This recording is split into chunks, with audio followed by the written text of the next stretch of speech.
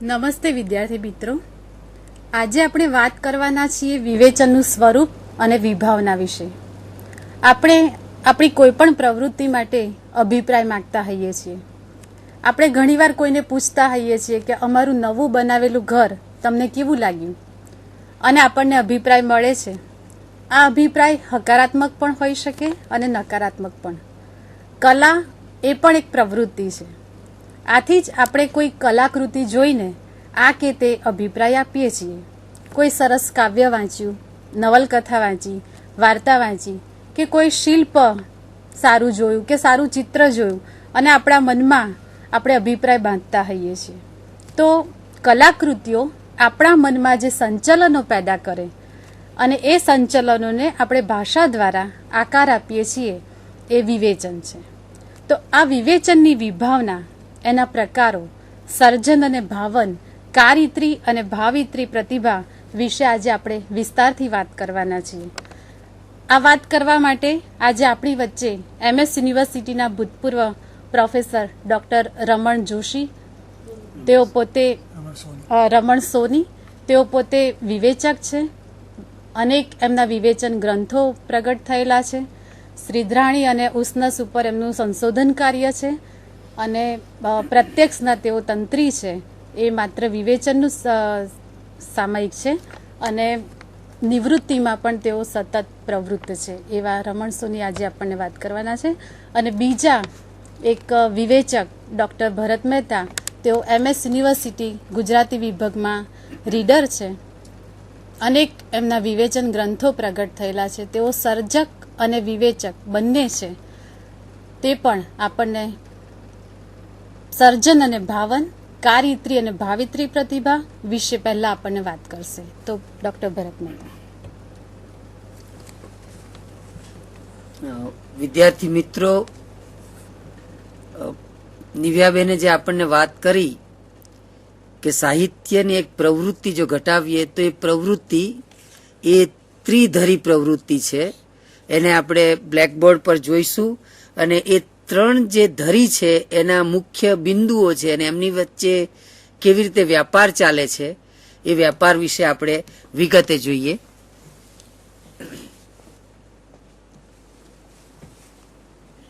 જે સર્જન કરે છે એને આપણે સર્જક કહીએ છીએ. એ જેનું સર્જન કરે છે એને આપણે કૃતિ કહીએ છીએ, અને કૃતિનો આસ્વાદ લે છે એને આપણે ભાવક કહીએ છીએ. હવે આ જે સર્જક, જેને આપણે રાઇટર અથવા ઓથર કહીએ છીએ, કૃતિ જેને આપણે ટેક્સ્ટ કહીએ છીએ, અને ભાવક જેને આપણે રીડર કહીએ છીએ, તો આ જે ત્રણ ધરી વચ્ચે જે પ્રક્રિયા ચાલે છે એ સાહિત્યની પ્રક્રિયા છે. અને કેટલીક વાર એવું બને છે કે સર્જક જે સર્જે છે તે ભાવક પામી શકતો નથી, અથવા તો સર્જક જે લખે છે તે ભાવક સુધી પહોંચતું નથી. એટલે જે મીડિયાની ભાષામાં આપણે કહીએ તો નોઇઝ, એક આ જે ચેનલ છે, આ બંને ચેનલમાં એવું બને કે સર્જકે સર્જેલું બરાબર હોય, પણ એ કૃતિમાંથી ભાવક સુધી આવવા માટે એક ભાવકની સજ્જતા પણ હોવી જોઈએ. એટલે રિસેપ્શનનું જે બિંદુ છે અને આ એક સર્જનનું આરંભ બિંદુ છે સર્જક દ્વારા, અને કૃતિ એ મીટિંગ પોઈન્ટ છે. એટલે આ ત્રણ બિંદુઓ જો આપણે ખ્યાલ રાખીએ તો એ વિશે આપણે આજે જ વાત કરવાના છીએ. તો સર્જક જેને કહેવાયો છે આપણી પરંપરામાં, એને આપણે ઋષિ કયો, મનીષી કયો, પરિભુ, અને એ જે સર્જન કરે છે, સર્જન કેવી રીતે કરે છે, તો એ આપણને જે વાતમાં લઈ જાય છે એ એક મનોવિજ્ઞાન, ફિલોસોફી, ભાષા વિજ્ઞાન, આ બધા જ ક્ષેત્રો આજે જે આ ડાર્ક એરિયા, સર્જકતા, ક્રિએટિવિટી, જેમાં હાલમાં ગિલ્ફર્ડના સંશોધનો પણ આપ સૌ જો જુઓ તો એમાં તમને રસ પડશે કે આપણું ચિત્ત કેવી રીતે કામ કરે છે. એટલે સર્જકના ચિત્ત ઉપર જે વસ્તુ જગત ઠલવાયું છે એ, એટલે સર્જનની આખી જે પ્રવૃત્તિ છે એ પૂર્ણપણે ચેતનથી રચાતી નથી. એટલે જેને આપણે અવચેતન કહીએ છીએ, સબકોન્શિયસ છે, એમાં પણ એ ચાલ્યા કરતી હોય છે. હવે આપણે ઉદાહરણથી વાત જોઈએ. દાખલા તરીકે મીરાબાઈને એમ છે કે મારે કંઈક પ્રેમ વિશે, આ ઈશ્વરના પ્રેમ વિશે કશું કહેવું છે, તો એ એના એના ચિત્તમાં એ મથામણ ચાલતી હોય છે અને એ ચિત્તની અંદર ચાલતી મથામણમાં એકદમ એ જયારે લખે છે કે લાગી કટારી પ્રેમની, તો આ પ્રેમની જે શબ્દ છે એ પ્રેમની સાથે કટારનું આવવું, એ કટારી આવવી, એ ક્ષત્રિય હોવાથી એ ઇમેજ, એ મેટાફર જે આવે છે કે પ્રેમને હું કોના જેવો કહું. માનો કે કબીરને એમ કહેવામાં આવે કે મારે ઈશ્વર પ્રત્યે કેવી જિંદગીની વાત કરવી છે, તો એ કહે છે કે એક ચાદર હું મેલી લઈને તારી પાસે કેવી રીતે આવીશ. આમ કબીરને જિંદગીના સંદર્ભે ચાદર સૂજવી, મીરાબાઈને પ્રેમના સંદર્ભે કટાર સૂજવી, આ એમના સંસ્કાર જગતમાંથી મળતી વસ્તુ છે. એટલે કોઈ પણ સર્જક નું એ સંસ્કાર જગત જેમાંથી એ મોટો થયો છે, વારસો છે, એની આસપાસનો, એટલે કે કોઈ આપણે એક જે જૂની વિભાવના હતી કે સર્જકતા એ ઈશ્વર દત્ત છે, એ પ્રતિભા, સર્જકતા માટેનો એક બીજો આપણો જાણીતો શબ્દ છે પ્રતિભા. આ ભા એટલે પ્રકાશ, પ્રકાશ પાડવો. તો આ પ્રતિભાને એક સર્જે છે એ પ્રતિભા છે, જે સંયોજન કરે છે અને સંયોજન કરીને આપણને આપે છે. અને એ જયારે આપણે ઝીલીએ છીએ તો એ પણ એક પ્રતિભા છે જે ઝીલે છે. દાખલા તરીકે આપણને માનો કે રાજેન્દ્ર શાહની આપણે જે બહુ જાણીતી પંક્તિ છે લઈએ, શબ્દ ઉપન્યો તેવો જો કે સમય, પણ એના અસીમિત જગે વ્યાપી રહે છે અનંત પ્રતિધ્વનિ. માટી મહી તૃણવત બની રહેતા બીજ કેરી, તરુવર તણા પરણે કેવી રમે શતેષણા. તો આ માટીની અંદર એક બીજ જેવું બની રહેતું આ જે બીજ છે એનું જયારે વટવૃક્ષ થાય છે, અને એ રીતે સાહિત્ય કૃતિ, આમ તો શબ્દ જેવો બોલાય છે એવો વિસરાઈ જાય છે હવામાં, પણ એ શબ્દ જે રીતે આજે નરસિંહનો શબ્દ, જે રીતે આજે કબીરનો શબ્દ, જે રીતે આજના સર્જકોએ સર્જેલા કાવ્ય વિશ્વો, કથા વિશ્વો, એ આપણને જે રીતે એના અનંત પ્રતિધ્વનિઓ, કાલિદાસ હોય, શેક્સપિયર હોય, કબીર હોય, એ આપણે વાંચ્યા જ કરીએ છીએ અને આપણને એમાંથી નવા નવા સંજ્ઞાનો પ્રાપ્ત થાય છે. તો એના જે પ્રતિધ્વનિ પડે છે એને આપણે ભાવક કહીએ, જે પ્રતિધ્વનિઓ ઝીલે છે. એટલે એવું બને, એટલે ભાવક છે ઘણીવાર કારણ ન પણ આપી શકે. આ કાવ્ય મને ગમ્યું છે, કેમ ગમ્યું છે? બસ ગમ્યું છે. અને કલાપી આપણને કહ્યું જ છે, કલા છે ભોજ્ય મીઠી, ભોગતા વીણ કલા નહીં. આ ભોગતા, આ રીડર, એના વગર કલા હોઈ શકે નહીં. એટલે જે સર્જે છે એને પણ એક ઈચ્છા છે, ગરજ છે કે કોઈક મને સાંભળે, કોઈક મારી વાતને સાંભળે. એટલે દાખલા તરીકે એ જયારે સર્જે છે, માનો કે ઘણીવાર એવા એક ખુમારી સર્જકો તરફથી વ્યક્ત થતી આપણને જોવા મળે છે કે હું મારા માટે જ સર્જું છું, હું એક જેને કહેવાય કે એકાંત મારા સુખ માટે સર્જું છું. અવશ્ય, કારણ કે એમાં પણ જો આપણે જોવા જઈએ ને તો જે સર્જક છે એ ખરેખર તો એની કૃતિનો પ્રથમ ભાવક છે. એ સર્જે છે એટલે એ એનું ભાવન તો કરે જ, કારણ કે એને પણ પોતાના જે અવચેતનમાં જે ચાલતું હતું, જે એ અવચેતન એ ચેતન દ્વારા એક વ્યવસ્થા જયારે આપી, જેને કોલરીજે સાધારણ કલ્પના અને સર્જકની કલ્પના, આ કલ્પના શક્તિનો જે વ્યવહાર છે આખું સર્જને, જ્યારે ભાવન છે એ આપણે એનાલિટિકલ છે, એટલે એમાં તર્કનો વેપાર છે. પણ આ તર્કનો વેપાર જેનામાં શ્રેષ્ઠ થાય છે એને આપણે ભાવક શ્રેષ્ઠ કહીએ છીએ. એટલે જેનું પછીથી આપણે નામ આપ્યું છે વિવેચક. વિવેચક જે છે એ ભાવક શ્રેષ્ઠ છે. અને આપણે ત્યાં એમ પણ કહેવાયું કે સર્જક અને ભાવક, વિવેચક એ જોડિયા ભાઈઓ છે. આ જોડિયા ભાઈઓનું રૂપક બહુ ચાલ્યું, પણ વાસ્તવમાં ઘણીવાર આપણને એવું જોવા મળે છે કે સર્જક અને વિવેચક વચ્ચે ઘણીવાર અણબનાવો પણ હોય છે. ઘણા લોકો તો એમ પણ કહે છે કે ભાઈ વિવેચન કરવું એટલે જોખમ ઉઠાવવું. પણ એ જે પ્રતિભાવો આપે છે, એટલે વિવેચક જે પ્રતિભાવો આપે છે એ પ્રતિભાવો આત્મલક્ષી નથી હોતા. જયારે ભાવક જયારે પ્રતિભાવ આપે છે, આપણે કોઈ ફિલ્મ જોઈને આવ્યા અને આપણને કહે છે જબરજસ્ત ફિલ્મ છે, જોઈ આવજો ભાઈ, અરે સૌ બોગસ છે, આ બોગસ કે જબરજસ્ત એ એનો રિસ્પોન્સ છે રીડરનો. પણ જયારે એ સાબિત કરે છે કે આ કારણોસર આ સિરિયલ, આ ટેક્સ્ટ, આ ફિલ્મ એ મને નબળી લાગે છે, અને જો કોઈ માણસ કારણો આપીને કે આ કારણોસર મને એ સબળી લાગે છે, તો એને આપણે વિવેચક કહીશું. કે એટલે મારો જે મુદ્દો છે, પ્રતિભાવો છે એ આત્મલક્ષી નહીં, પોતાના જ નજીકના નહીં પણ જે બધાને સમજી શકાય વસ્તુલક્ષી પ્રતિભાવો આપે એને આપણે વિવેચક કહીએ છીએ. એટલે આ જે પ્રક્રિયા થઈ એ પ્રક્રિયાને અંગ્રેજીમાં કમ્યુનિકેશન અને આપણે એને કહીએ છીએ પ્રત્યાયન, સંપ્રેષણ. તો આ પ્રત્યાયન, અવગમન આવા જે શબ્દો છે કમ્યુનિકેશન માટેના, અને આજે તો કમ્યુનિકેશનની આખી થિયરી વિકસી ગઈ છે આપણે જાણીએ છીએ. તો જેને આપણે સાયબરનેટિક્સ કહીએ, તો આ સાયનેટિક્સ થી સાયબરનેટિક્સે આ જે તપાસો આદરી છે, આ તપાસોમાં જો આપણે જઈશું તો પ્રત્યાયન માટે બહુ જાણીતું એક વાક્ય તમારે વારંવાર ભણવાનું છે, અને એ વાક્ય છે નો કોમ્યુનિકેશન નો લિટરેચર. પ્રત્યાયન નહીં તો સાહિત્ય નહીં. આ કોણ બનાવે છે વાક્ય? એબરક્રોમ્બી. એબરક્રોમ્બીએ કહ્યું કે જો પ્રત્યાયન ન થાય તો સાહિત્ય નહીં. તો મિત્રો પ્રશ્ન શું થાય કે માનો કે કાલિદાસે કોઈ કૃતિ રચી અને ભાવકને એમાં સમજણ ન પડી, બસ સ્ટેન્ડે ઉભા ઉભા એને વાંચી અને પછી કહી દીધું કે આવું થર્ડ ક્લાસ તો કઈ સર્જન હોતું હશે, તો એનું પ્રત્યાયન નથી થયું એટલે એ સાહિત્ય નથી એમ માની ન શકાય. કારણ કે નોઇઝ, ઘોંઘાટ એ કોઈ પણ ચેનલમાં હોઈ શકે. એટલે ભાવકે પણ એની રુચિને કેળવવી પડે. દાખલા તરીકે મીરાબાઈનું કાવ્ય હોય, રામ રાખે તેમ રહીએ, ઓધવજી રામ રાખે તેમ રહીએ, એ આપણને સમજાઈ જાય છે એટલે આપણને સાહિત્ય લાગે.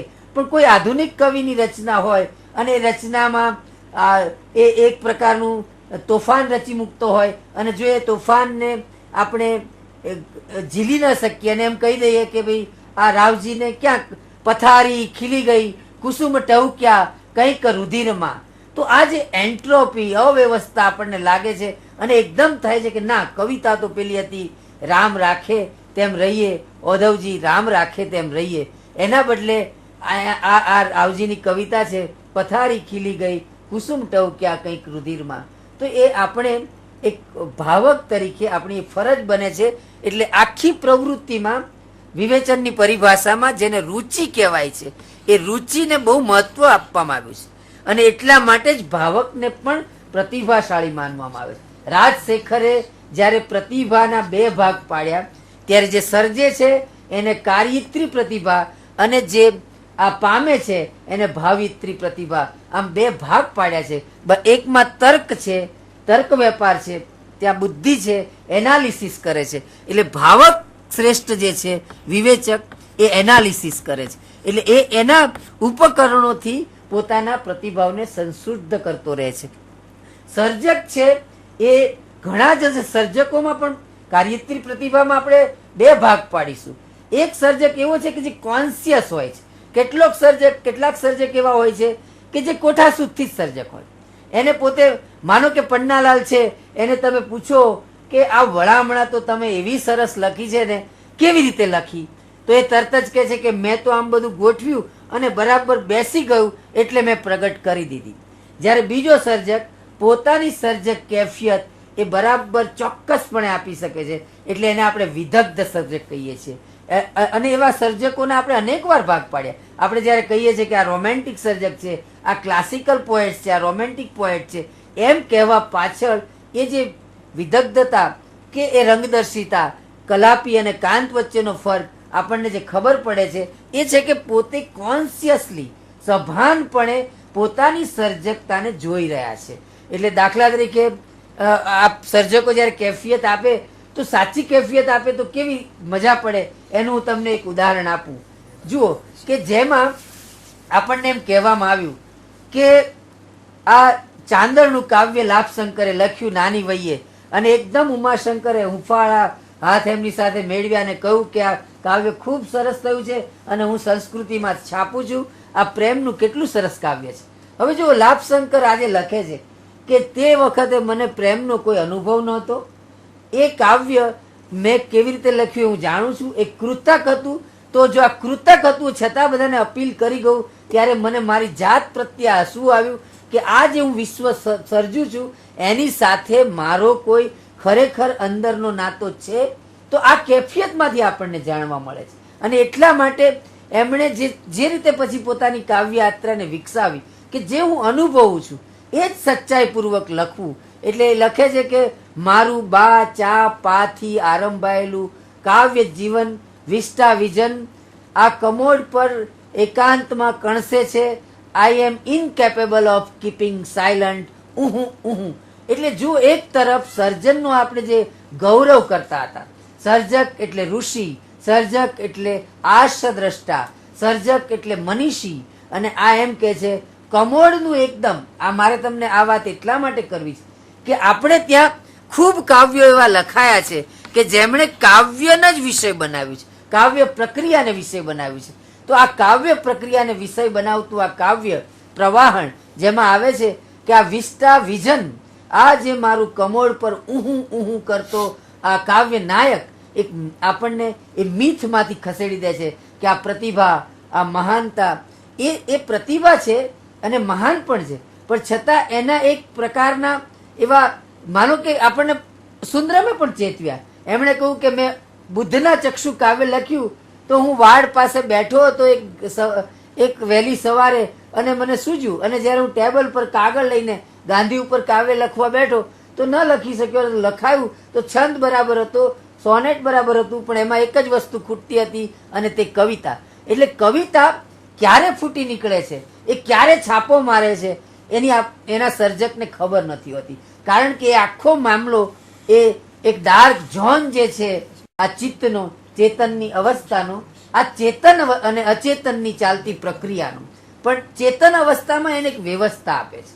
અને એ જે એના મનમાં જે કંઈ પડ્યું છે એની સાથે, એટલે ક્રોચે જ્યારે એવું કહે છે ત્યારે એ ક્રોચે તો ત્યાં સુધી કહે છે કે સર્જન એક માનસિક અનુભવ છે, કલા અનુભવ એક માનસિક છે, અને બહાર આવે છે એ તો એનું ભૌતિક સ્મારક છે.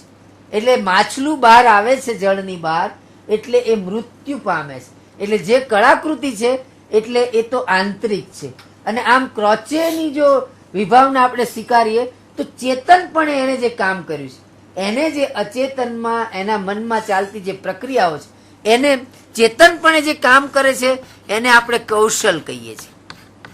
પણ હવે છેલ્લી અને અગત્યની વાતથી હું આ સર્જન ભાવન અને કૃતિની વાત પૂરી કરીશ, અને એ છે અત્યારે જે નવી વિકસી રહેલી પ્રણાલી છે જેને કહેવામાં આવે છે સાહિત્યનું સમાજશાસ્ત્ર. એટલે સર્જક જેને આપણે કહીએ છીએ એ મહાન કહીએ છીએ, પણ એક જ્યોતિન્દ્ર દવે જ્યારે સર્જન મીમાંસા નામનું વ્યાખ્યાન આપ્યું આપણને બહુ સારી રીતે ચેતવ્યા. એમણે કહ્યું કે આપણે એમ માનીએ છીએ કે ઈશ્વર પ્રેરણા આપે છે, તો મને લાગે છે કે ઈશ્વરને દિવાળી ઉપર બહુ પ્રેમ છે, કારણ કે દિવાળીના વિશેષાંકોમાં એક સાથે સર્જકતા ઉમટતી હોય છે. આ જે કટાક્ષ છે શું છે કે એક તમારી ઉપર માર્કેટનો, બજારનો દબાવ હોય છે. એટલે તમે દર અઠવાડિયે એક વાર્તા લખી નાખો, એ વાર્તા, એ સર્જન એ સઘનતાવાળું નથી હોતું. એટલે માનવીની ભવાઈનો સર્જક પછી જો લખવા જ માંડે અને એ બજારના પ્રભાવમાં લખવા માંડે તો આ જે પ્રોસેસ છે એ જેને આપણે આનંદ કહીએ છીએ, જે આપણા માનવ મનની સંકુલતાઓ સુધી લઈ જતી માનવીની ભવાઈ જેવી કૃતિ લખનારો, એટલે પછી સુરેશ જોશી એમ કહે કે માનવીની ભવાઈ લખનાર માણસ એ કેવી રીતે પાછલે બારણે લખી શકે છે. આ પાછલે બારણે લખવાનો જે સુરેશભાઈને પ્રશ્ન થયો પન્નાલાલ માટે, એ પ્રશ્ન માટે જવાબદાર છે બજાર. આજે એક વ્યક્તિની એક નવલકથાએ આપણને અનેક રીતે વિચારતા કર્યા હોય અને જેવો પોપ્યુલર થાય એટલે લોકપ્રિયતાના લપસના ઢાળમાં જો ચાલ્યો જાય તો એ સર્જકતા પાણી પાતળી થઈ જાય, અથવા તો માર્કેટ ફોર્સથી એટલી દબાઈ જાય કે એ સાહિત્ય બજાર માંગને અનુસરતું થઈ જાય, અને પરિણામે એ જે ભાવકને છે એ જે કહું વિવેચકને એ રીઝવી શકશે નહીં. જે સ્થૂળ ભાવકો છે, જેમને મેં તમને હમણાં આગળ કહ્યું કે જેની રુચિ કેળવાયેલી છે, એ રુચિ સંપન્ન ભાવકોને એ તૃપ્ત કરી શકશે નહીં. તો આ રીતે સર્જન અને ભાવનની જે સંકુલ પ્રક્રિયા છે એ પ્રક્રિયા માટે આપણે ત્યાં ઘણું બધું કામ થયું છે મિત્રો. દાખલા તરીકે મેં હમણાં જ જેનો ઉલ્લેખ કર્યો એ જ્યોતિન્દ્ર દવેનું 23મી સાહિત્ય પરિષદમાં આપેલું એમનું વ્યાખ્યાન સર્જન મીમાંસા અવેલેબલ છે. હરિવલ્લભ ભાયાણી સાહેબે જે આપણને કામ કર્યું છે એ પણ જોઈ શકો તમે. ચંદ્રકાંત ટોપીવાલાએ આપણને આ બધી વાતો એમના વિવેચનનો વિભાજિત પટ નામના ગ્રંથમાં કરી છે. તો આ અને વિવેચનના સ્વરૂપ વિશે કલા સાહિત્ય અને વિવેચન નામનો જે ગ્રંથ છે સાહિત્ય પરિષદ દ્વારા પ્રકાશિત, એમાં ખૂબ સુંદર લેખ વિવેચનના સ્વરૂપ વિશે પ્રમોદભાઈનો છે. અને બીજું કે જો તમે આ પ્રક્રિયાને સમજવા માંગતા હોય તો આ આખો જે પ્રક્રિયા છે એ ખરેખર સૌંદર્ય શાસ્ત્રની પ્રક્રિયા, એસ્થેટિકની પ્રક્રિયા છે. એટલે જે આપણે કલાનુભવ કેવી રીતે રચાય છે અને કલાનુભવ કેવી રીતે પમાય છે એનું જે શાસ્ત્ર આખું વિકસ્યું છે, જેને આપણે સૌંદર્ય શાસ્ત્ર કહીએ છીએ, આ સૌંદર્ય શાસ્ત્રના ની અંદર જવાની કોશિશ કરવી જોઈએ. તો જ પેલો જે શબ્દ ઉપન્યો છે એ કેવી રીતે, કારણ કે આપણે એવું માનીએ છીએ કે લેખક તો સૌંદર્ય અને આ તે. નિરંજન ભગતે કહ્યું કે સૌંદર્યની સાપણ એવી ડસે છે અને પછી રગે રગે ઝેર વ્યાપે છે અને લીલા ચકામાઓ ત્વચામાં ઉઠે છે અને લોકો એને એમ કહે છે કે આ કાવ્યો છે. તો આ કવિઓએ જે પીડાને આપણે જેની શતાબ્દીમાં આજે છીએ એ ઉમાશંકર જોશીને યાદ કરીએ. સૌંદર્યો પી ઉર્જરણ ગાશે પછી આપ મેળે. આ સૌંદર્યો એ પીડાના પણ છે, વેદનાના પણ છે. અને એટલે આપણને જે રીતે એમણે સંજ્ઞાન આપ્યું છે એ સંજ્ઞાનને પામવા માટે ભાવક તરીકે વિદ્યાર્થી પણ એક ભાવક છે અને વિદ્યાર્થીઓ પણ નવા નવા અર્થો કાઢી શકે, કારણ કે એ પણ ભાવક છે. અને ભાવક શ્રેષ્ઠની તમે તાલીમ મેળવો અને આ પછી જે વિવેચન અને વિવેચનના જે સ્તરો છે એની પ્રવૃત્તિ મારા ગુરુ સમાન સોની સાહેબ આજે છે. હું સોની સાહેબને વિનંતી કરીશ કે એ આપણને વિવેચનની આખી સ્વરૂપ, એના સ્તરો, એના વિશે આપણને વિગતે વાત કરશે.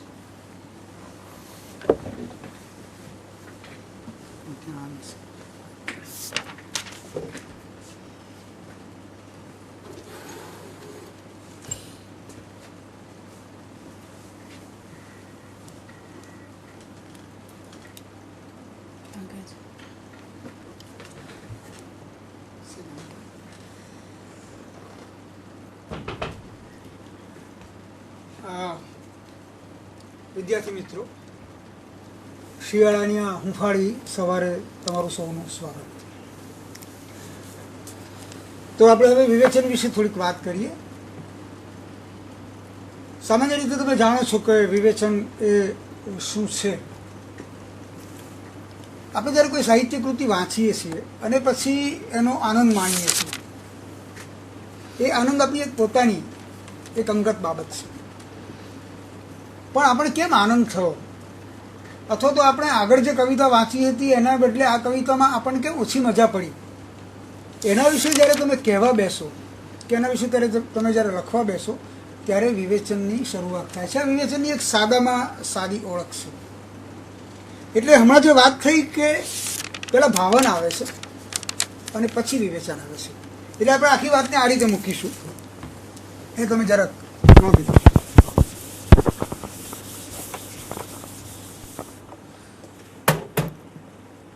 કોઈ પણ બાબત પહેલા વંચાય છે, એટલે કે પહેલું વાંચન છે. પણ ઘણી વખતે કેવળ વાંચન પૂરતું નથી હોતું. આપણે ઘણું બધું વાંચ્યું હોય આપણા વિષયમાં, આપણા સાહિત્યમાં, અને પછી એનો એક અનુભવ આપણે મેળવ્યો હોય અને એવા ઘણા અનુભવોને આધારે આપણા મનમાં કેટલાક ખ્યાલો બંધાયા હોય અને આપણે જ્યારે પરિપક્વ વાચક થયા હોઈએ, જ્યારે વાચક પરિપક્વ થાય છે ત્યારે એની જે પ્રક્રિયા છે તે ભાવનની પ્રક્રિયા છે. એટલે વાંચન પછી ભાવન આવે છે. પણ આપણે કહીએ છીએ કે ભાવન અને વાંચન એની ભૂમિકા પૂરી થયા પછી વિવેચન થાય છે. એટલે અહીંયા આપણે વિવેચનને મૂકીશું. એટલે જરા વધારે સૂત્રાત્મક રીતે કહીએ તો આપણે જે સ્વાદ માણ્યો હોય છે સાહિત્યમાં, એ સાહિત્યનો સ્વાદ માણ્યો હોય છે એક ભાવક તરીકે. એટલે કે સાહિત્યનો સ્વાદ માણવો તે ભાવન પ્રક્રિયા છે, એને સમજીને. અને પછી જ્યારે એ જે સ્વાદ છે આપણો, એ આપણે જ્યારે બીજા આગળ મૂકીએ છીએ, બીજા આગળ રજૂ કરીએ છીએ, ત્યારે એ આખી પ્રવૃત્તિ બૌદ્ધિક પ્રવૃત્તિ બની જાય છે અને ત્યારે એ વિવેચન થાય છે. એટલે કે આપણે એમ કહીશું કે આપણે જે સ્વાદ માણ્યો છે એનો જ્યારે આપણે આસ્વાદ કરીએ અથવા કરાવીએ છીએ, એને આપણે બોલીને મૂકીએ છીએ અથવા તો એને લખીને મૂકીએ છીએ, ત્યારે એ વિવેચન શરૂ થાય છે. તો વિવેચનની આ સાદામાં સાદી ઓળખ છે. પણ વિવેચન સાથે બે વસ્તુઓ સંકળાયેલી છે. એક સાહિત્યનો આપણે માણેલો આનંદ, અને પછી જે આનંદ માણ્યો એનો એક બૌદ્ધિક પ્રતિભાવ. એનો કોઈ પણ પ્રકારનો પ્રતિભાવ નહીં, ઇમ્પ્રેસ નિશ્ચિત નહીં. આપણે એને માટેના કારણો આપણે આપીએ છીએ, જેથી બીજાના મનમાં, સાંભળનારના મનમાં કે વાંચનારના મનમાં આ કવિતા શું છે અથવા તો કવિતા કેમ ઉત્તમ છે અથવા તો આ કવિતા કે નવલકથામાં શું ખૂટે છે એની વાત સામેના માણસને પ્રતીત થાય એ રીતે આપણે જ્યારે મૂકીએ ત્યારે એ વિવેચન શરૂ થાય છે. એટલે ઉમાશંકર જોશીએ એક બહુ સરસ વાત કરેલી કે વિવેચન છે તે આસ્વાદમૂલક અવબોધ કથા છે. એ અવબોધ કથા છે. અવબોધ એટલે સમજવું, આખી વસ્તુને સમજીને પામવું.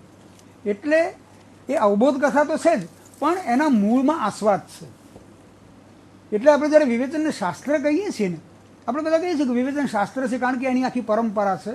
એ પરંપરામાં ઘણા બધા માણસોએ કામ કર્યું છે, એની એક પદ્ધતિ ઊભી થઈ હોય છે. જેમ બીજા વિજ્ઞાનોમાં અને શાસ્ત્રોમાં એક વૈજ્ઞાનિક પદ્ધતિ છે, એ વૈજ્ઞાનિક પદ્ધતિનો આશરો વિવેચનમાં પણ લેવામાં આવે છે. અને ધીમે ધીમે વિવેચનના સિદ્ધાંત તરફ આપણે વળીએ છીએ ત્યારે હવે તો એ સૌથી વધારે ટેકનિકલ થવા માંડ્યું છે. પણ એના મૂળમાં પેલો આસ્વાદ છે. જો એ સાહિત્યનો આસ્વાદ ન હોય તો આપણે પછી એના સૌથી વધારે એની જે ટેકનિકલ બાબત છે, એની બધી જે બૌદ્ધિક પ્રક્રિયા છે, એ બૌદ્ધિક પ્રક્રિયા તરફ જઈ શકતા નથી. એટલે એના મૂળમાં આસ્વાદ છે. પણ એ આસ્વાદ જો એમ જ રહે તો પછી વિવેચન થતું નથી. એટલે આસ્વાદ થયા પછી જે અવબોધની ભૂમિકા છે, એ અવબોધની ભૂમિકાની કથા એટલે કહેવું, વ્યક્ત કરવું, રજૂ કરવું, આપણે હમણાં કહ્યું એમ. તો એ અવબોધ થાય અને પછી એની જે કથા રચાય એને એ વિવેચન કહે છે. એટલે વિવેચનની એમણે પણ આ એક સરસ અને સાદી વ્યાખ્યા આપી છે. એવી જ એક બીજી વાત બહુ સરસ રીતે વિશ્વનાથ ભટ્ટે સમજાવી છે. આજે ભાવન અને વિવેચન એ બંનેનો જે સંબંધ છે, એ બંનેનો સંબંધ એમણે બહુ સરસ રીતે વાત કરી છે. એમણે કહ્યું કે વિવેચનમાં શું થતું હોય છે, એ પૂજા છે પહેલાં અને પછી પરીક્ષા છે. એમનો સરસ લેખ છે આના પર, પૂજા અને પરીક્ષા. પૂજા એટલે આસ્વાદ. જો તમને સાહિત્યમાં રસ ન હોય, જો તમને સાહિત્ય સાથે અંદરથી પુષ્કળ મોટી ચાહના ન હોય તો તમે વિવેચક થઈ શકતા નથી. તમે બીજા બધા શાસ્ત્રોના જાણકાર થઈ શકો પણ સાહિત્યના વિવેચક થઈ શકતા નથી. એટલે એના મૂળમાં પૂજા છે. એટલે કે પૂજા એટલે કે કવિતા પ્રત્યે કે સાહિત્ય પ્રત્યેનો એક ભાવ, સાહિત્ય પ્રત્યેની એક લગ્ની, એક આનંદ, એમાંથી આનંદ મેળવવાની એક તત્પરતા. એ તત્પરતા પૂરી થાય એ પછી જો તમે પરીક્ષા ન કરો, એટલે કે એની ચિકિત્સા ન કરો, એને બરાબર જુઓ નહીં, તો પેલી પૂજાનો કશો અર્થ રહેતો નથી. એ પછી આપણે જે રટણ હોય છે એવું રટણ થઈ જાય. એટલે સાહિત્યનો આસ્વાદ જે માણ્યો હોય એ માત્ર રટણ ન રહે અને પછી એની પરીક્ષા થાય, એટલે કે બધા સુધી એ પહોંચાડી શકાય, બધાના સુધી એ વાત મૂકી શકાય. ત્યારે આપણે એને એમ કહીશું કે આ હવે વિવેચન થયું. તો વિવેચનની આ એક મૂળભૂત ભૂમિકા છે કે આ રીતે વિવેચન થાય છે. હવે એની બીજી દિશા તરફ જઈએ આપણે વિવેચનની, કે વિવેચન આ રીતે એક આનંદનો એક બૌદ્ધિક પ્રતિભાવ આવ્યો પછી એક બીજી સ્થિતિ આવે છે કે જ્યારે આપણે એમ કહીએ છીએ કે કાવ્ય આપણને કેમ ગમ્યું કે કેમ ન ગમ્યું, આ નવલકથામાં શું ખૂટે છે અથવા તો આ નવલકથામાં શું ઉત્તમ છે, એ આપણે ક્યારે કરી શકીએ છીએ કે આપણે બીજા કાવ્યો વાંચ્યા છે, બીજી નવલકથા વાંચી છે, ગુજરાતીની નવલકથા વાંચી છે, એમ બીજી ભારતીય ભાષાઓની નવલકથા પણ વાંચી છે કે અંગ્રેજી નવલકથા પણ વાંચી છે. એ બધાથી આપણા ચિત્તમાં જે એક રૂપ નક્કી થાય છે, આપણા મનમાં એક પૂતગલ ઊભો થાય છે કે સાહિત્ય એટલે આ. તો ધીમે ધીમે પછી આટલા બધા વાંચનથી આપણે કૃતિ વિશે તો અભિપ્રાય આપીએ જ છીએ, કૃતિ વિશેનો પ્રતિભાવ તો આપીએ જ છીએ, કૃતિ વિશેની એક સમજ આપીએ છીએ, કૃતિનું એક પૃથક્કરણ કરીએ છીએ. પણ એની સાથે પછી આપણા મનમાં બીજો ભાવ, બીજી વસ્તુ પણ ઊભી થાય છે કે બરાબર છે કે આ કાવ્ય, કોઈ ઉમાશંકર જોશીનું કાવ્ય કે નિરંજન ભગતનું કાવ્ય કે શેક્સપિયરનું કાવ્ય કે કાલિદાસની કવિતા, એનો તો આપણે આનંદ માણીએ જ છીએ, પણ પછી આપણે એમ પણ પૂછતા થઈએ છીએ કે આ કાવ્ય એટલે શું.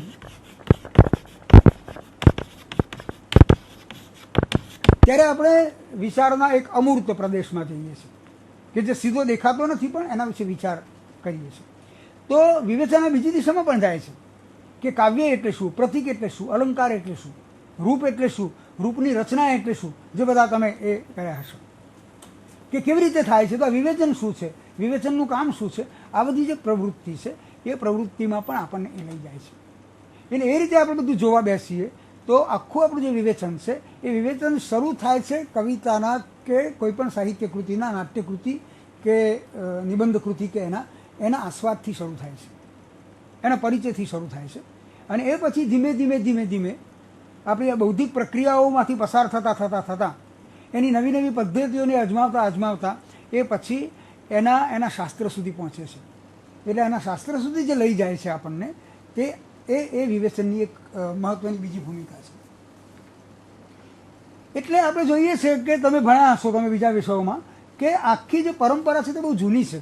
જેમ કે ભરત મુનિ અને ભામહ ત્યાંથી કે એનાથી પણ આગળથી શરૂ થતી આપણી જે વિવેચનની પરંપરા છે, કે તમે જાણો છો કે પશ્ચિમમાં પ્લેટો અને એરિસ્ટોટલથી શરૂ થતી વિવેચનની પરંપરા છે. એ પછી અનેક વિવેચકોમાં, સંસ્કૃતના વિવેચકો, પછી ગુજરાતીના વિવેચકો, પછી ત્યાં અંગ્રેજી, ગ્રીક, એ બધી ભાષાઓના વિવેચકો, એ વિવેચકો પછી એની પરંપરા આની આગળ લંબાય છે અને ધીમે ધીમે ખ્યાલ આવે છે કે એમાં વધારે શું કરવાનું છે, કેવા વધારે સાધનોનો ઉપયોગ કરવાનો છે, કેવી વધારે સમજનો ઉપયોગ કરવાનો છે, કેવી બાબતોને એની સાથે સાંકળવાની છે, એની યુક્તિઓ પ્રયુક્તિઓ વગેરે શું છે, એ એમાં પણ જવાનું હોય. અને એમ કરતાં કરતાં આપણે વિવેચનને વધારેમાં વધારે શાસ્ત્ર બનાવીએ છીએ.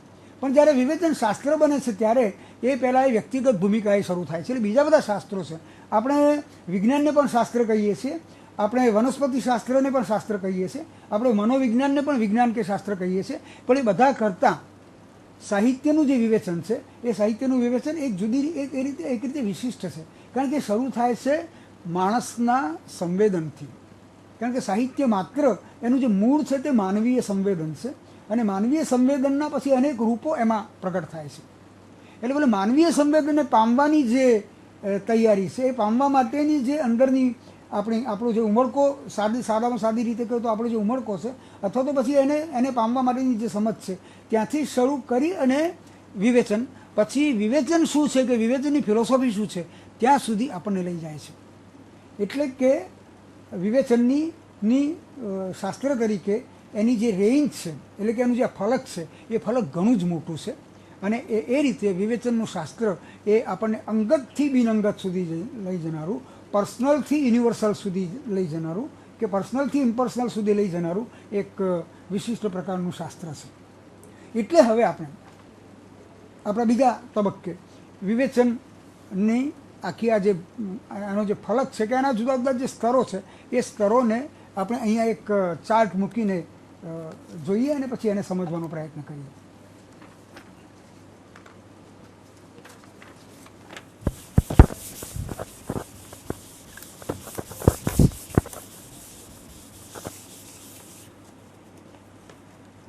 તમે અખાની એક પંક્તિનો તમને ખ્યાલ હશે, ભાઈ ભક્તિ નામની પંખીની એને જ્ઞાન વૈરાગ્ય બે પાંખ છે.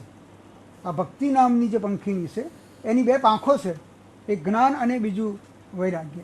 એમ વિવેચન નામની પંખીણીની પણ બે મહત્વની પાંખો છે, એટલી જ સરખી છે, બંનેનું એટલું જ સરખું મહત્વ છે. એમાંથી એક પણ પાંખ ઢીલી પડે તો પંખી સારી રીતે ઉડી શકતું નથી કે સેલારા લઈ શકતું નથી. એટલે આપણે એમ અહીંયા કહીશું કે આ વિવેચન, એ વિવેચનની આ બે મુખ્ય પાંખો છે.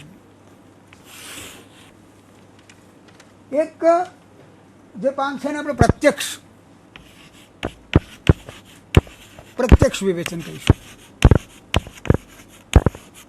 અંગ્રેજીમાં એને પ્રેક્ટિકલ ક્રિટિસિઝમ કહે છે. અને બીજી બાજુ છે એનો સિદ્ધાંત, એટલે અંગ્રેજીમાં તમને ખ્યાલ છે એને થિયરી કહે છે. હવે તમે જુઓ કે અપ્રત્યક્ષ એટલે સાદામાં સાદી રીતે જોઈએ તો કોઈ પણ કાવ્ય વગેરેને વાંચીને એના વિશેનો આપણો ખૂબ જ મેચ્યોર, ખૂબ જ પરિપક્વ એવો પ્રતિભાવ વ્યક્ત કરવો, તે એના પછી અનેક સ્તરો છે જેની વાત આપણે કરીએ છીએ. અને બીજી બાજુ સિદ્ધાંત છે, જે સાહિત્યના ઘટકો છે કે વિવેચનના ઘટકો છે, એ ઘટકો વિશે વિચાર કરે છે. એટલે કે સાહિત્ય વિચાર છે એક રીતે જોઈએ. આ સાહિત્ય વિવેચન અને આ સાહિત્ય વિચાર, એ રીતે પણ એને આપણે સિમ્પ્લિફાય કરી શકીએ, એ રીતે પણ એને મૂકવું હોય તો મૂકી શકીએ. હવે જે પ્રત્યક્ષ વિવેચન છે, એ પ્રત્યક્ષ વિવેચન જ્યારે સીધું કૃતિને સ્પર્શતું હોય ત્યારે એ જુદા જુદા સ્તરોમાંથી પસાર થાય છે. તેનો પહેલો સ્તર સ્વાદનો છે. આપણે હમણાં વાત કરતા હતા કે કવિતાનો સ્વાદ લીધો અને પછી એ બીજાની આગળ મૂક્યો એટલે એ આસ્વાદનું રૂપ પામે છે. ચારે બાજુથી એને તપાસવી, ચારે બાજુથી એનો આનંદ લેવો, ચારે બાજુથી એનો સ્વાદ લેવો, એટલે આ સ્વાદ એ અર્થમાં. આસ્વાદ કર્યા પછી આપણે એના જે ઘટકો છે, એના કોમ્પોનન્ટ્સ છે, એનું વર્ણન કરીએ છીએ. ઉમાશંકર જોશીનું બળતા પાણી નામનું કાવ્ય હોય તો એની વિગતોમાં આપણે જઈએ છીએ. એટલે કે આસ્વાદ પછી એની જે ભૂમિકા છે તે વર્ણન છે, અને વર્ણનની સાથે જ કેવળ વર્ણન નહીં, વર્ણનની સાથે જ વિવરણ આવી જાય છે. વર્ણન કરતા જવું અને એના ઘટકોને અને સમજાવતા જવું, એની વિગતો આપતા જવું, એ વર્ણન અને વિગત. પછી આ ભૂમિકા પછી જે મહત્વની ભૂમિકા છે તે પરિચય અને અવલોકનની છે. કે કૃતિનો પરિચય કરાવતા કરાવતા આપણે એને અવલોકીએ છીએ. અવલોકવું એટલે જરા ઝીણવટથી જોવું, જરા ઝીણવટથી એના ઉપર નજર કરવી. એટલે એનો પરિચય કરાવતા કરાવતા, એની વિગતોનો પરિચય કરાવતા કરાવતા પછી એની વિગતોને આપણે વિશ્લેષક દ્રષ્ટિએ જોવાનું શરૂ કરીએ છીએ. આ જ્યારે વિશ્લેષક દ્રષ્ટિ બેસે છે, એનું જ્યારે અવલોકન આપણે કરીએ છીએ કે તરત જ પછી સમીક્ષા શરૂ થાય છે. સમીક્ષા સરખી રીતે, પૂરી રીતે એને જોવું.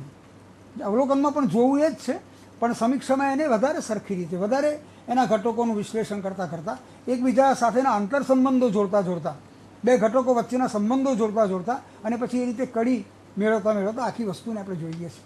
એટલે આપણે કહીએ છીએ કે કૃતિની સમીક્ષા કે પુસ્તકની સમીક્ષા એટલે પુસ્તકને પૂરેપૂરી રીતે જોવું, ચકાસવું, તપાસવું, અને પછી જોયા, ચકાસા, તપાસા પછી એના વિશેનો એક આપણો અભિપ્રાય આપવો કે આ પુસ્તક આ પ્રકારનું છે અને આ પ્રકારનું એની ખાસિયતો કે એની વિલક્ષણતાઓ વગેરે છે. એ કરતાં કરતાં પછી આપણે કૃતિના અર્થો ઘટાવીએ છીએ. એ સમીક્ષામાં પણ અર્થઘટન શરૂ થઈ જાય છે, પણ પછી અર્થઘટનની એક જુદી પ્રક્રિયા પણ છે. અર્થઘટન વિશે ઘણા વર્ષો સુધી ઘણી વાત ચાલી છે, ને પછી તો અર્થઘટનની એક એવી સ્થિતિ આવી કે અર્થઘટન આપણને આપણા પોતાના ખ્યાલોમાં લઈ જાય, અને એને કારણે કેટલાક માણસોએ અર્થઘટનના ઉપર એ મૂક્યું કે ભાઈ હવે અર્થઘટન નહીં, અગેન્સ્ટ ઇન્ટરપ્રિટેશન સુધી પણ આપણું વિવેચન ગયેલું છે. પણ છતાં એને અર્થ ઘટાડવો પડે છે. અર્થ એટલા માટે ઘટાડવો પડે છે આપણે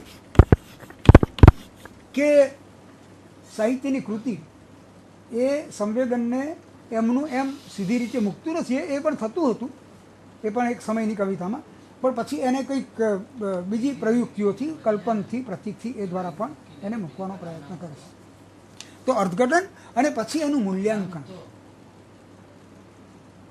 એનું જ્યારે મૂલ્યાંકન આવે છે, મૂલ્યાંકન કરવાનું, ત્યારે આપણે કૃતિનું મૂલ્ય આંકીએ છીએ. તો અર્થઘટન, મૂલ્યાંકન, તો આ એક સ્થિતિ છે. હવે આપણે ઝડપથી જરા બીજી બાબતો જરાક જોઈ લઈએ કે પ્રેક્ટિકલ રિવિઝનમાં એક બીજી વસ્તુ પણ આવે છે કે આપણે કર્તાનો અભ્યાસ કરતા હોઈએ. તમે જોતા હશો કે આખા લેખક વિશે વિગતે વાત કરેલી, માત્ર એક કૃતિ વિશે નહીં પણ એની અનેક કૃતિઓ સાથે એનું જે સર્જક વ્યક્તિત્વ છે તે, કે એક સમય છે, આખો યુગ, તો યુગનું વિવેચન છે કે યુગ વિશે પણ આપણે વાત કરતા હોઈએ ત્યારે પણ આપણે એને એક અર્થમાં પ્રેક્ટિકલ કહીએ છીએ, કારણ કે આખરે તો એમાં પણ કૃતિઓ છે, એમાં એક પ્રકારનું ઐતિહાસિક દર્શન પણ છે. બીજી બાજુ આ સિદ્ધાંત છે. એ સિદ્ધાંત સાહિત્ય એટલે શું, ત્યાંથી શરૂ થાય છે. એ આ પ્રશ્નો આ બેઝિક મૂળભૂત પ્રશ્નો છે. એ મૂળભૂત પ્રશ્નો એ આપણને મૂકી આપે છે. પછી એના પ્રકારોમાં જાય છે. જો સાહિત્ય કૃતિ એ સૌંદર્ય કૃતિ છે, તો એ સૌંદર્ય કૃતિ કેવા ઘટકોથી બને છે એનું એક શાસ્ત્ર છે, એ સૌંદર્ય શાસ્ત્ર, એની વાત પણ એમાં વણાઈ જાય છે. તો એ પણ એનો સૈદ્ધાંતિક પાસું છે. વિવેચન પોતે શું છે એની ચર્ચા એની વિવેચનની ફિલોસોફીમાં લઈ જાય, એટલે કે વિવેચનનું તત્વજ્ઞાન.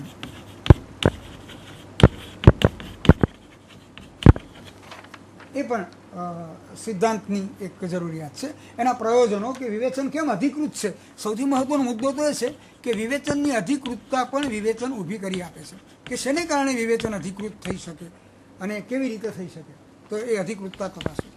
તો આ રીતે આપણે જે સાહિત્ય છે એ સાહિત્યનું વિવેચન આપણે કેવા કેવા સ્તરોમાંથી પસાર થાય અને એ શું છે એની એક ટૂંકી વાત કરી.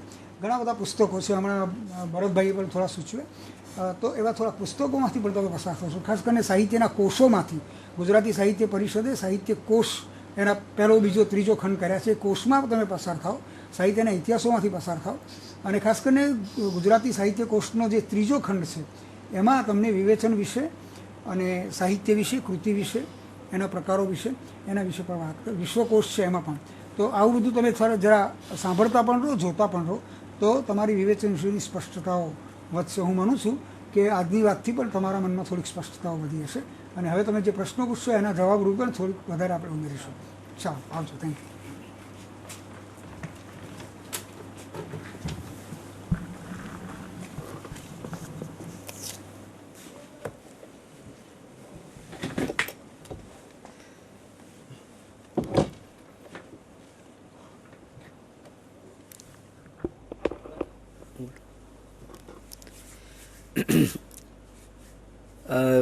સોની સાહેબે જે આપણને વાત કરી, અભિનવ ગુપ્તે વિવેચકને સહૃદય કહ્યો છે અને વિવેચન પ્રવૃત્તિને સહૃદય સંવાદ કહ્યો છે કે કૃતિ સાથે એ વિવેચક સંવાદ કરે છે.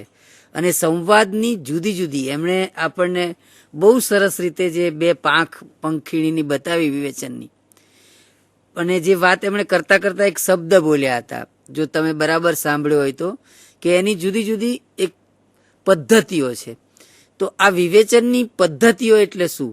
એમણે જે સ્તરોની વાત કરતા કરતા આપણને જે પદ્ધતિની વાત કરી, તો એ પદ્ધતિ એટલે એક વસ્તુને તમે કઈ રીતે જુઓ છો. દાખલા તરીકે આપણે ત્યાં સરસ્વતીચંદ્ર કૃતિ લખાઈ અને કોઈ એમ કે વિવેચક કે ભાઈ જો 1887માં તો રશિયામાં ક્રાઇમ એન્ડ પનિશમેન્ટ લખાઈ ગઈ હતી અને એ કેટલી સબળ કૃતિ છે.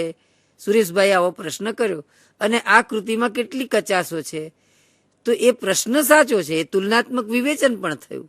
પણ સાથે સાથે રશિયા અને ભારત, ત્યાં એક ટોલ્સ્ટોય નામનો સર્જક આવી ગયો હોય, ત્યાં એક ચેખોવ નામનો સર્જક આવી ગયો હોય કે જેણે કથા સાહિત્યને દ્રઢમૂળ કર્યું હોય અને એ ભાષામાં દોસ્તોયવસ્કી આવતા હોય, તો જેને આપણે કહીએ છીએ કે ઐતિહાસિક કૃતિ જે છે, સર્જક જે છે, એને તમે સ્થળ કાળની વચ્ચે પણ મૂકવી જોઈએ કે એ કૃતિ ક્યારે પ્રગટ થઈ. કેવળ કૃતિને તપાસવી અને જે મૂલ્યાંકન કે અર્થઘટન કરવું જે સાહેબે કહ્યું એ કરી શકાય. જેના માટે આપણે ત્યાં ટીકા સાહિત્ય હતું દાખલા તરીકે. તો એ ટીકા સાહિત્યની જેમ અંગ્રેજીમાં એક શબ્દ છે ક્લોઝ રીડિંગ, કે અક્ષરે અક્ષર, દાખલા તરીકે કવિતાની એક પંક્તિમાં છેલ્લે પૂર્ણ વિરામ આવે છે, એ જ પંક્તિ પીગળે પીગળે પડછાયાના પહાડ, તો પહાડ પછી પૂર્ણ વિરામ છે અને એ જ પંક્તિ તડકોની લાભશંકરની અંતે જ્યારે આવે છે ત્યારે પીગળે પીગળે પડછાયાના પહાડ આશ્ચર્યચિહ્ન છે. તો વિવેચકને પ્રશ્ન થવો જોઈએ કે એક સીમા ચિહ્ન રૂપ કવિ એ વિરામ ચિહ્નોને વેડફતો નથી હોતો. અહીંયા ચોક્કસપણે સર્જકનું જે કામ છે એ જો તમે ઉતાવળે જોશો, એટલે ક્લોઝ રીડિંગ મારે જે કહેવું છે એ પણ એક જરૂરિયાત છે. કૃતિને ઝીણામાં ઝીણી બાબતમાં તપાસવી, પણ પછી એવી નહીં તપાસવાની કે લીંબુને નીચોવ્યા જ કરવાનું, એના કૂચા નીકળી જાય ત્યાં સુધી. એટલે કે એક કવિતા ઉપર એક ગ્રંથ લખાયો 600 પાનાનો, નાનકડી કવિતા ઉપર, તો આટલી બધી નીચોવણી નહીં. કૃતિ જે છે એ કૃતિને એના બધા વાનાઓમાં જઈને સઘનપણે જોવી, જેને કૃતિનિષ્ઠ વિવેચન કહેવાય છે. એટલે વિવેચનની એક આ જે પરંપરા હતી એ કૃતિનિષ્ઠ વિવેચન. પણ કૃતિનિષ્ઠ વિવેચનની સાથે સાથે ઐતિહાસિક પદ્ધતિનું વિવેચન, કે કૃતિને એના ઇતિહાસ, એના એક સમયગાળામાં એનું જે પ્રદાન છે એ રીતે પણ એને જોવી. અને ત્રીજી પદ્ધતિ હમણાં જ મેં તમને વાત કરી એમ, અને સાહેબે પણ વાત કરતા કરતા કહ્યું એમ, તુલનાત્મક વિવેચન, કે આ કર્તા છે એણે એક કૃતિ નથી લખી, એકથી વધારે કૃતિ લખી છે, એ યુગના સર્જકોએ લખી છે, એની આસપાસના સર્જકોએ લખી છે. તો જેને આપણે તુલનાત્મક વિવેચન કહીએ છીએ. તુલનાત્મક વિવેચનમાં પણ બે ભાગ છે. એક આ રીતે સાહિત્યના સંદર્ભનું તુલનાત્મક, અને બીજું કે કોઈ કૃતિને તમે જે જ્ઞાનની બીજી શાખાઓ છે, કે ભાઈ મનોવિજ્ઞાનના માણસ કે સમાજશાસ્ત્રના માણસ એ ભારેલો અગ્નિને કઈ રીતે જોશે, એ સરસ્વતી ચંદ્રને કઈ રીતે જોઈ રહ્યા છે, સાયકોલોજીના જે વિદ્વાનો છે એ કઈ રીતે, અને એમાંથી કૃતિ વિશેના આપણને નવા મૂલ્યાંકનો પ્રાપ્ત થાય છે. એને આપણે ઇન્ટરડિસિપ્લિનરી જે કહીએ છીએ, એ પણ તુલનાત્મક નો એક અગત્યનો સિદ્ધાંત છે. આમ સાહેબે વાતમાં આપણને કહ્યું કે જોવું, સમીક્ષા, વિવેચન માટેના જે શબ્દો વપરાય છે, સમાલોચના. તો લોચન એટલે આંખ, પણ આંખ જે છે જુએ છે, એ જુએ છે પણ સાથે આપણું મગજ વિચારે છે. આપણે એમ કહીએ છીએ કે મેં પેપર જોઈ લીધા, એટલે મેં જોઈ નથી લીધા, ચકાસી લીધા છે. એટલે પેલો શબ્દ હતો કે પરીક્ષા ચારે તરફથી. અને એટલે એમાં એવી વાત નથી કે don't look, don't think but look, આવી વાત નથી. થિંક, મૂળ વાત તો છે એના વિશે વિચાર કરવો. એટલે વિચારણા પૂર્વક આલોચના જે છે એ લોચન સાથે જોડાયેલું છે, બરાબર છે, પણ એમાં માત્ર ઉપરથી નથી જોવાનું. એ દ્રષ્ટિ જે છે, ઇન્વર્ટેડ કોમામાં વિઝન જે છે, એ પરસ્પરનું, સર્જકનું વિઝન એટલે કાર્યત્રી પ્રતિભાનું વિઝન, જેમ આપણે હમણાં શબ્દ વાપર્યો, અને ભાવિત્રી પ્રતિભાનું વિઝન એ મળે છે અને એ બંને ભેગા થાય છે. એટલે એફઆર લેવિસે એલિયટનો એક શબ્દ વાપરીને એમ કહેલું, ધ કોમન પરસ્યુટ. આ કોમન પરસ્યુટ છે, આ સહૃદય સંવાદ છે. અને એ સહૃદય સંવાદ આપણી જે કૃતિ વિશેની, જે સાહિત્ય વિશેની સમજ છે, એ સમજને પુરસ્કારે છે. એક નવી રીતે આપણને એની વાત કરતા રહે છે. એટલે બને છે એવું, ઘણા લોકોએ કહ્યું કે ચાલો, કાર્લ માર્ક્સને એક આવો પ્રશ્ન કરવામાં આવ્યો હતો કે તમે તો કહો છો કે દુનિયા સતત પ્રગતિ કરે છે અને સતત એ રીતે લખાઈ રહ્યું છે, તો તમને આજે ગ્રીક કળા કેમ ગમે છે? એમાં તો બહુ ગુલામો હતા, એમાં તો આ બધું હતું. ત્યારે એમણે બરાબર કહ્યું કે જુઓ, ગ્રીક કળાને ગ્રીક સમયનો વિવેચક જોતો હતો, એમ હું જોતો નથી. અને આ બહુ મહત્વની વાત છે કે કળાકૃતિના અર્થઘટનો, જેને આપણે વિવેચન કહીએ છીએ, એ કાળે કાળે બદલાતા રહે છે. એટલે સરસ્વતીચંદ્રનું પંડિત યુગમાં થયેલું મૂલ્યાંકન એ એક મૂલ્યાંકન છે. કાંતનું પંડિત યુગમાં થયેલું મૂલ્યાંકન તમે જુઓ. કાંતે જે મૂલ્યાંકન કર્યું, એ મૂલ્યાંકનમાં તમને નીતિ નૈતિકતાની વાત બહુ દેખાય. વસંત વિજયમાં પાંડુએ આમ કર્યું, તે બરાબર કર્યું કે ન કર્યું? અને આજે કાંતનું મૂલ્યાંકન જ્યારે આપણે આધુનિક યુગમાં જોઈએ છીએ તો ભાષા કેન્દ્રી થયું. અને આ રીતે જે વાત ચાલે છે એ વિવેચનની પદ્ધતિ કહેવાય. અને એટલા માટે એક દરેક યુગમાં જે સબળ કૃતિઓ હોય છે એના વાચનાઓ બદલાતી રહે છે.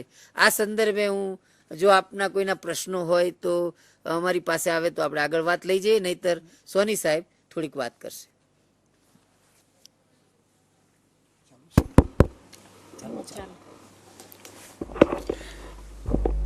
હા, હવે મિત્રો એક બીજી સરસ વાત એ કરવાની છે આપણે કે તમે જોતા હશો કે આગળ મેં વાત કરી એમ કે કવિતા આપણે વાંચીએ છીએ કે નવલકથા કે વાર્તા આપણે વાંચીએ છીએ, પણ કોઈ પણ માણસ કશું વાંચતો હોય એટલું પર્યાપ્ત એટલા માટે નથી કે જો સતત વાંચવાનું ન હોય તો આપણને ઘણી વખતે એ કવિતા કે વાર્તા સમજાતા નથી. આપણે ઘણી વખતે કહીએ છીએ વર્ગમાં પણ, કે વર્ગની બહાર પણ શિક્ષકો સાથે કે આપણા બીજા મિત્રો સાથે, કે આ વસ્તુ મને સમજાતી નથી. એ ન સમજાવવાના જે બે ચાર મહત્વના કારણો છે, પહેલું મહત્વનું કારણ તો એ છે કે આપણે જેટલું વધારે વાંચીશું એટલું વધારે સમજાય. આજે એક કવિતા ન સમજાય તો એવી બીજી ઘણી કવિતા આપણે વાંચી હશે તો એ સમજાશે.